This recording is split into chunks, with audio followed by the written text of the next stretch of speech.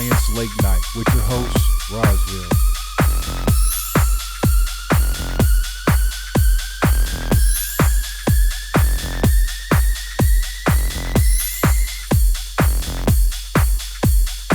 Alliance Late Night with your host, Roswell.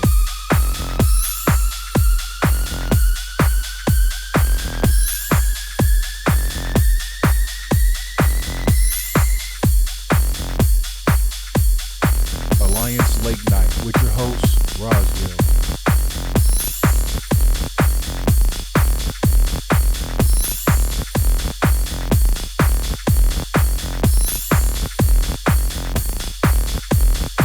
Alliance Late Night with your host, Roswell.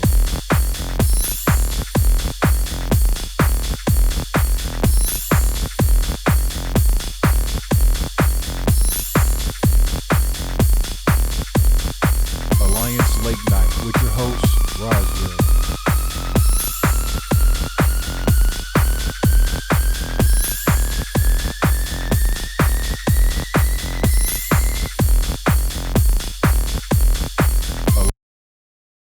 Yo, what's going on? What's happening? I'm Roswell, your host for Alliance Late Night. Microphone check 1 2 1 2. It looks like my microphone volume is good. If it's not, I'll learn about it on the playback, and I'll just have to work through that. But anyway, hope everybody's doing good and well. You had a good Labor Day weekend last weekend. It didn't mean much to me. Changing jobs, place of employment. So I guess that was my Labor Day gift or protest or whatever you want to call it. But anyway, I'm here to talk about professional wrestling. As I said in the last podcast upload, I'm just getting back in the swing of things. Watching a little bit more wrestling.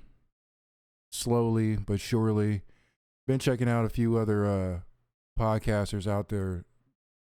Getting a gist about what people are covering, what they're talking about, what's the hot items, and most of it I don't really care that much about, because what I'm continuing to see week after week, day after day, doesn't matter which podcast or which podcaster it is, it's always about something that has nothing to do about the performance inside the ring.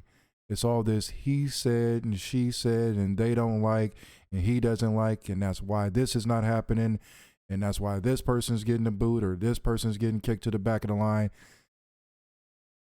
It's starting to sound like a lot of little girls gossiping in grade school, and I'm trying to move and walk my path and present what I'm doing in a different light. There's enough of those shows that cover that, and that's great. I watch some of them. Not on the regular, but I watch some of them. So, whatever. Here I'm going to talk about the NWA. And if you saw the screen there, the intro screen, and I'll go back to it, you see the NWA National Heavyweight Championship on top of the NXT North American Championship. There's a reason for that. There's a method to the madness, I guess, if you want to say that. But I need something to capture your attention, especially if you do not watch the National Wrestling Alliance, which a lot of people don't. A lot of people don't know that the National Wrestling Alliance is even in existence in original production under Billy Corgan right now. That's unfortunate, but that is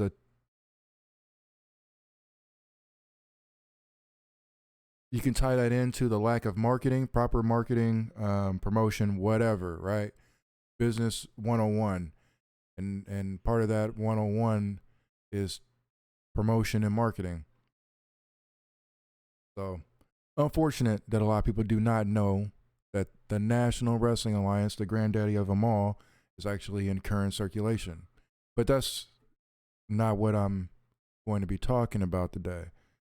What I'm talking about today is workflow. Workflow of championship belts. I was told not to call it a title, told not to call it a belt. I'm calling it a belt, championship belts.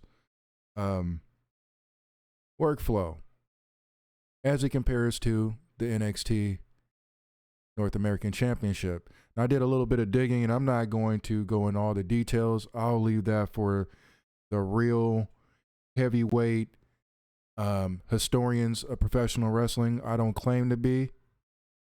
I was raised on the NWA. I remember most of the highlights with, their special events, the board games and the Starcades and, all that kind of good stuff, right?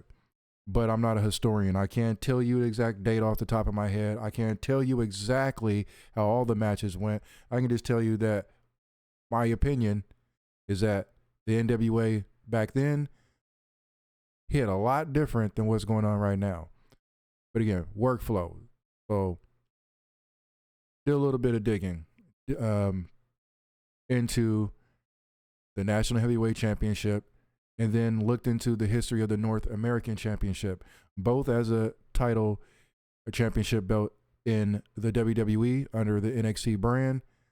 Also, its original inception back in, I believe it's 1984. Don't quote me on that, but it was a championship belt that was given to Ted DiBiase as part of his agreement to make the jump to the WWF back way then. There's also history with this title of championship belt that is tied to the National Wrestling Alliance. Most of you will remember, or maybe some of you will remember, when there was a quote-unquote NWA invasion that was headed up by Jim Cornette, the New Midnight Express, and Barry Windham, and I don't remember who else. I think Dan Severn, Jeff Jarrett. Jeff Jarrett was rocking the North American Championship belt under the NWA brand at the particular time. So if you didn't even know that that belt existed, you knew then. If you didn't know that the NWA was still in existence, you knew then, but it still had a rocky road in front of it as far as its operations, licensing, the Thorpe era of the NWA, which brought us to the buyout and current ownership under Corgan. So I did a little digging and looking into the history, and I'm looking at the work rate. I'm looking at who the champions were and for how long did they hold the National Heavyweight Championship in comparison to the modern era version of NXT's North American Heavyweight Championship. To my surprise, actually, the work rate of both championship belts is about the same. When I say it's about the same, I'm talking about for how long the championship was held by whomever was the winner of the title at the time. So we have some stretches as short as, I think, 30-something days, up to the mid-hundreds, up to 236, which I don't remember who that was, but those are just numbers that I glanced over.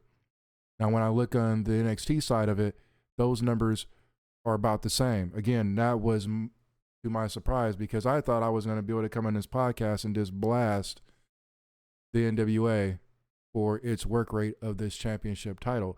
But what I come to realize, it's not the work rate, it's how it's booked. It's the anticipation of the matches that we see the championship change hands. That is where the NXT championship belt exceeds the NWA National Heavyweight Championship. You can go back and you can go through the names, with Adam Cole, even EC3 challenged for this belt. Adam Cole won it out. And we can go all the way up to who the current champion is today. But the difference between NXT and the current Lightning One era with the NWA National Heavyweight Championship is the booking. Now, I wasn't a big fan of Cole Cabana, so his title runs, yeah. Jax Dane holding the championship, I thought that was a good move. Not always the best transition for him to get there, but nonetheless, I thought it worked. The situation with him and Mayweather I thought was pretty good. But anybody who's a current fan of the Lightning One era, we all have love and respect for Jax Dane, and we understand that he was one of those guys, one of the athletes that they had there that was actually about professional wrestling. So as far as work rate in the booking, I would exclude his run with that championship from this. But then we have, of more recent, how this championship title was obtained by Mims. So you're trying to give weight and value to this championship belt, but you essentially have someone lay down for him to get it. A little bit further into the future, there's a promo between Mims and Thrillbilly Silas Mason.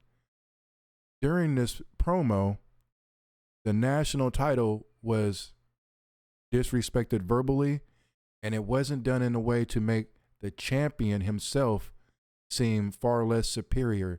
It was done, and the wording that was used made the championship itself sound worthless. Now, if you're trying to build up a number 2 contender spot, a number 2 contender championship belt, why would you, as the booker or bookers, as far as I know, and I'll keep saying this, is just Corgan. Maybe he has a right-hand man that's telling him yes to everything. I don't know. I don't know the inside. I don't know anybody there. But why would you, as the businessman behind the NWA, allow for your championship to be torn down like that when you need it to put bodies in seats? The whole objective is to sell. It is the second highest ranking championship in your company, not the television championship. You see, when I was doing the research, I was going to actually compare the work rate between the television championship and the North American championship, but there's no reason to. The reason there's no reason to is because the television title is actually designed to be defended on a regular basis on television. The national title is a pay-per-view special event, signature event championship, because it's the number 2 contender spot for the world's heavyweight championship. So you're supposed to paint it in the light, not the exact same light, not on the same throne as the NWA's world championship, but it needs to always be stated in relation to the top spot. And that's not happening, and it hasn't been happening for quite some time. And I don't understand why no one's getting it, or the conversations are falling on deaf ears or whatever. But it just seems like over time, over the last 2 years or so, we've had winners. We've had some that we like, but the booking is always off. Compare that to the NXT North American Championship. I don't always watch NXT, but when I see the highlights and when I catch matches of this championship being defended, it is staged as, booked as, headline as, marqueed as very important. Because it's just like their Intercontinental Championship for Raw or SmackDown. It's the title right before you either get bumped back to the beginning because you didn't have what it took, or you're excelled and now you're going to be challenging for the top spot, the championship of your promotion. When I heard the promo with Thrillbilly and Mims in the championship, the national championship being devalued, the first thing that came to mind was OWCW when the NWO I believe it was Kevin Nash and Scott Hall, threw the WCW version of the World Heavyweight Television title in the trash. Now, that wasn't done physically or at all during this promo with Mims and Thrillbilly. Verbally, that's what I felt. Verbally, those words painted that picture for me. And at that point, I think to myself, whoever is going to get this championship next, they have to erase that because it was allowed to be stated in the manner that it was stated. I don't quote me exactly on this, but it was along the lines of something of, is this a toy championship? Is this a paper championship? But it's the number 2 contender spot, tongue twister, number 2 contender spot to the World's Heavyweight Championship. Again and again, I've been hearing things during promos and even more so during commentary, especially when Corgan talks, of things that just should not be said. This is what happens when you don't have enough people for checks and balances. I understand it's budgeting things, and I can talk about who should be doing what and how many people should be there to help it. But at the end of the day, somebody has to cut those checks to all those bodies that are participating. So I understand it's not the same level as the WWE production, but you have people like Joe Kazana. You have people like Dr. Tom Pritchard there to assist in this booking process. So I kind of don't feel like I should hold back when I say these things. People who have a solid history in the business, who know better, they are present. They should be the consultants to anything that Corgan is thinking about doing. Anytime he thinks he has a bright idea, it should be ran through Dr. Tom Pritchard. I hope I'm saying his name right. One of the co-commentators for JCP, and Joe Kazana himself. Any idea that Corgan has should be ran through them. And Corgan should not be on the microphone for commentary. I know it's his business or whatever. I run a business too. And I know there's some things that I shouldn't do. I'm not a graphic designer. I shouldn't design flyers. So I don't. It's that simple. Play to your strengths, and where you're not strong at, find somebody who can fill that spot. So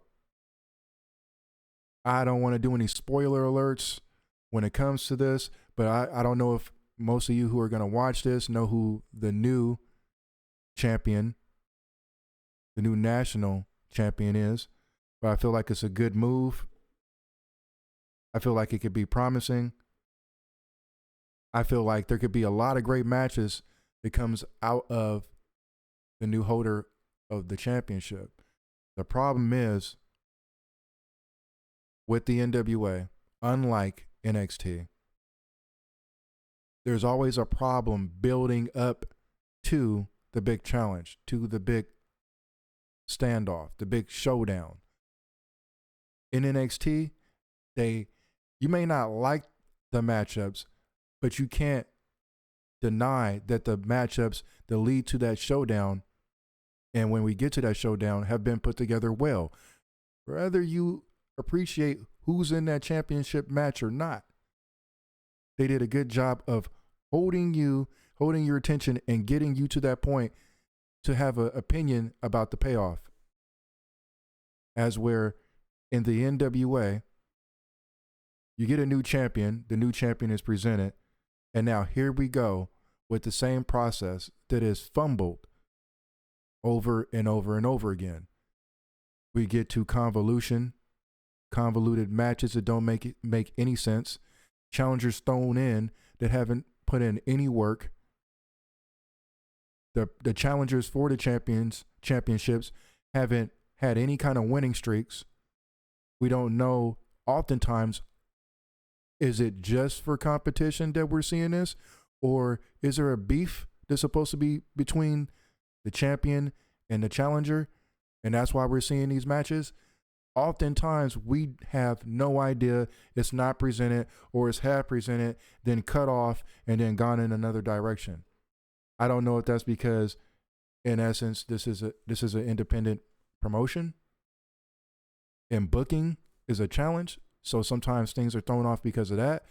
But we also have working programs, which means if you're going to book somebody for a program 2 to 3 months, you lock in dates for that time span so you can assure that you're going to have X amount of matches, which will lead us to the showdown. And either A, the champion will prevail, or the champion will win by disqualification, or the champion will lose dirty, or a clean match. Doesn't matter what the outcome is. This is how the system works, and this is how the program works.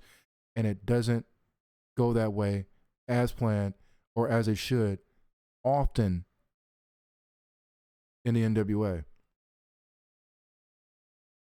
So what I'm hoping for right now is that someone somewhere in this entire quote unquote National Wrestling Alliance territory, Texas, New Mexico, Chicago, JCP, Crossfire, Exodus Pro. I hope that I'm not missing one. I don't think so. But I hope that somebody out of all these participants standing with the NWA banner, I hope that enough people, or the right people, say the right things at the right time to the right people so that it finally clicks and there's finally a stride that's kept on rhythm for a duration of time, so we can see things flourish. We can see things come to bloom. We can see conflict come to resolution. We're always hopeful as NWA fans, and a lot of us are just simply diehard National Wrestling Alliance fans. Otherwise, we would not be watching. Otherwise, we would not be paying attention, because when it's all said and done, the hardcore fans like myself, we don't hold the talent responsible. Yeah, there may be some talent that I feel is better or more skilled at, where they're at in their walk than some others, but ultimately they are there in their matches to do a job for someone who has booked them, which essentially means they've been hired to do what the booker tells them to do. So at the end of the day, if we don't like the outcome, it's because of the person making the calls. Us hardcore fans, us true professional wrestling fans, are just waiting for some point where there's a stride and there's not a back pedal. There's not 2 steps back, because that's what happens every time. So with this new champion, I'm hoping that booking will become more like any promotion, not just NXT in comparison to its North American Championship, but compared to any promotion that is doing it right. I hope that the right people at the right time have the right conversations with the right people, and everybody gets on the same page, and the NWA rock and rolls. And if that means that Corgan has to finally go sit down and get out of his own way in order for that to happen, I hope that's the case. It's going to be his company. He's going to have the final say always. But when do you realize that you're wrong? Your booking decisions are wrong. And when you have them right, that you need to consult with people who know better than you. The title of this video is, "You Don't Book It, Then They Don't Eat." Simply put, you can put a title on anybody, but if you don't book the follow-up correctly, They fall off, you get a bad look, and people stop watching.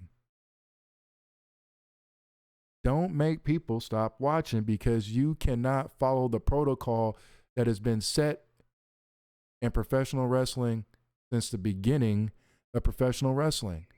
Beginning, middle, and end. Tell a story over time. Work a program. Book it over time. If your track record is that you don't always book correctly, find someone who you respect, who is willing to work with you, who can provide checks and balances for your ideas before they're put on screen before us and we're looking, thinking to ourselves, who in the hell left the gate open? Exodus Pro, not having so much of that problem. Joe Kazana Promotion, not having so much of that problem.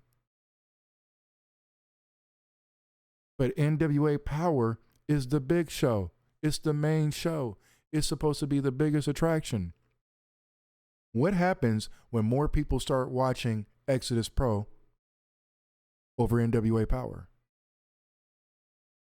Will jealousy stick its ugly head out? Could that be a possibility?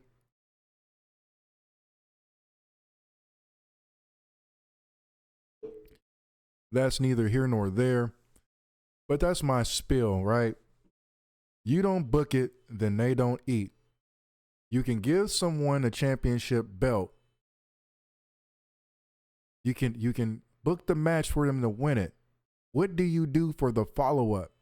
Even if you botched getting that person the championship, at what point do you start to understand, I need help booking? There's so many comparisons to Corgan, between Corgan and Tony Khan. It's unbelievable. It's unbelievable. It's always the people with the money, right? The people with the money get the opportunities, and the people without the money sit back and go, what are you doing? And then we as the fan, the supporter that buys their hats, their hats, their t-shirts, their suit pins of championship belts, your replicas, your special events when you were doing pay-per-views, so forth and so on, right? But we're looked at like we're ungrateful for the presentation that you've given us. What we're saying is that your presentation doesn't make sense. So if you're hearing it over and over and over and over and over again, maybe you want to adjust. And we're not talking about yes men fans. I see the comments on X and I see the comments on Facebook, and I wonder to myself, who's paying these people to post this shit? What are they watching? And on X, most of the people speaking up about what's happening is your talent. And that's part of their job, to do what they're told to do by the boss. And the boss says, get on X and say this and that and the other and cheer it on. But where's the real fans at? The real fans giving the real feedback.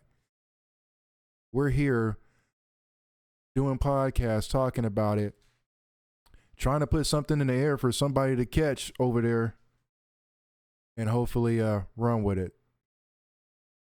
But again, spoiler alerts, there is a new NWA National Heavyweight Champion. If you don't know who was challenging for the championship belt, don't go look.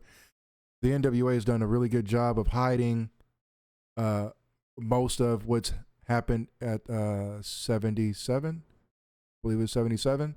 And that's cool. That's great. Hopefully moving forward, we can get it a little bit tighter between these special events and when they actually air. So we're not waiting 3 months before we can see the events and then we're all caught up, instead of being way behind. But I've already covered that. Along with other podcasters, I've covered that multiple times, and I spoke on it multiple times with multiple people listening and multiple people sharing the same outlook. Book the National Heavyweight Championship correctly. Book your television championship correctly. I don't have any idea what's going on with the Junior Heavyweight Championship right now. Who's the USA Tag Team Champions?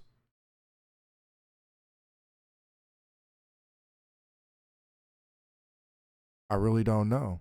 Is it still the Country Gentlemen? Do they still have those championships?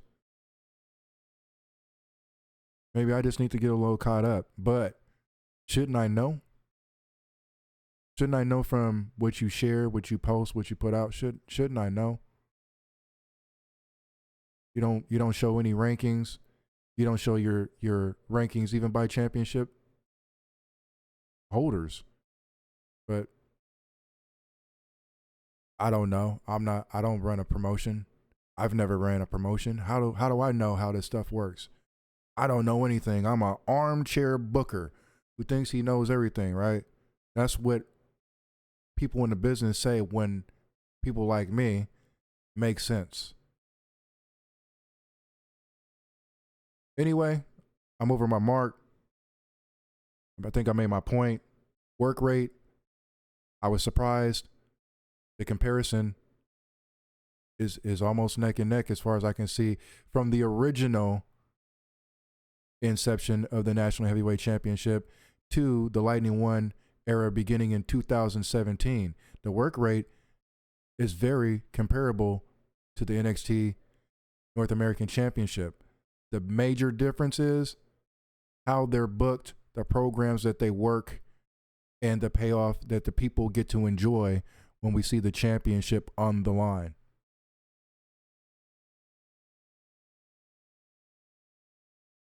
You know, I just hope they get it. I'll be watching here and there. I'm trying to catch you guys more on Roku. I'm so used to seeing it on X and being able to go and just check it out whenever. But at the same time, I'm not in any hurry to go check it out on Roku because I don't want to see the last signature event. I want to see wrestling from the NWA that just took place like a couple weeks ago.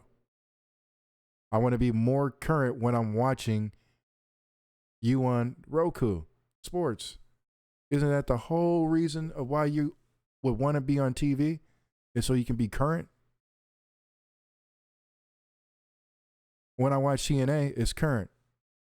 When I watch Maple Leaf Pro, although they're only showing their special events, their pay-per-view events, it's current. Get it there, NWA. Get it there. Get it there. We're still cheering you on. We're still rooting for you. Still rooting.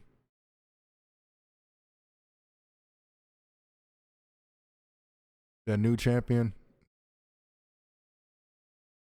I'm going to give it a benefit of a doubt. I don't have anything against the guy, the new holder. Hopefully we see something great come of this. There's a lot of possibilities that would make sense, but there's always things that make sense that never happen. On that note, I'm going to wrap it up. I'm Rosville. This is Alliance Late Night. I don't know what episode number this is. Oh, well, I'll post it when I post this. And for anybody out there who's trying to be or wants to be a professional wrestler, go out there and chase your dreams. Find a reputable professional wrestling school, not one ran by somebody who's never been in the ring. Find somebody who's endorsed by some people that matter with a history that's viewable so that you can make sure that you're being trained correctly and to be safe when you're in the ring. Bring your discipline and open ears and just do it to it. It's your life. It's your dream. Go after it. Till next time. I'm out.